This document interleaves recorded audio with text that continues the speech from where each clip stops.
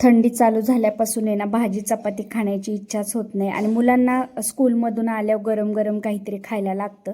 तर आता म्हटलं चला वाटाण्याचा सीझन चालू आहे म्हणजे मटार बाजारामध्ये आलेला आहे तर मस्त असं ना मसाली भात बनवते आणि म्हटलं तुमच्यावर रेसिपीसुद्धा शेअर करते. तेल टाकलं, तेलामध्ये मोहरी वगैरे टाकून घेतली, बारीक उभा चिरलेला कांदासुद्धा मस्त असा टाकून दिला आणि त्याच्यानंतर खोबरं लसूण आणि कोथिंबीर ह्याचं आहे ना वाटण काढून घ्यायचं. त्याच्यामध्ये हिरव्या मिरच्या टाकल्या तरी चालतं पण मला काळं तिखट टाकायचं होतं त्यामुळे हिरवी मिरची नाही टाकली मी.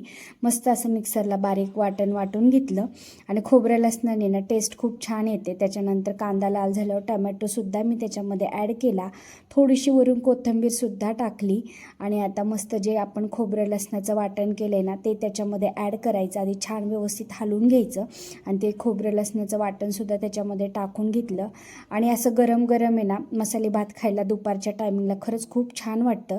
आणि पोरांना तर दररोज स्कूलमधून आल्यावर नवीन नवीन काहीतरी खायला पाहिजेलच असतं.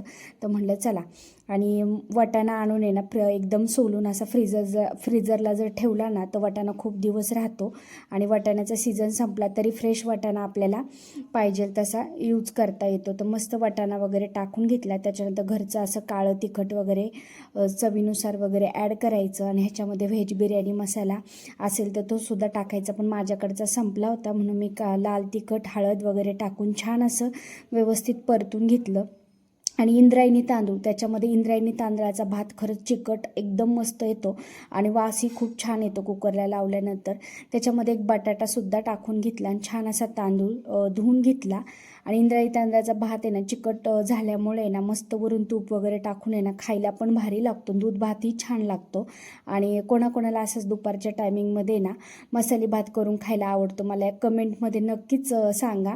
आणि छान असं व्यवस्थित हलवून घेतलं आणि त्या आता इंद्रायणी तांदळाला ना पाणी थोडंसं जास्तच लागतं जेणेकरून थोडंसं जास्त टाकलं ना की तो चिकट होतो.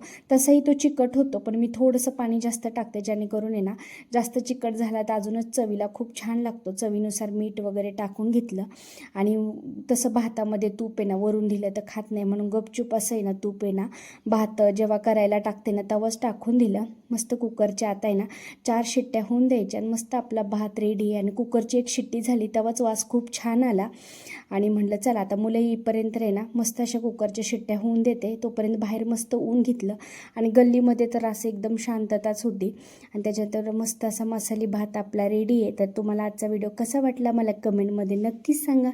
व्हिडिओ आवडला असेल तर व्हिडिओला लाईक शेअर आणि सबस्क्राईब करायला विसरू नका. मस्त आता मी देखील मसाली भात एन्जॉय करते. चला मग भेटूया उद्याच्या व्लॉगमध्ये. तोपर्यंत सर्वांना बाय.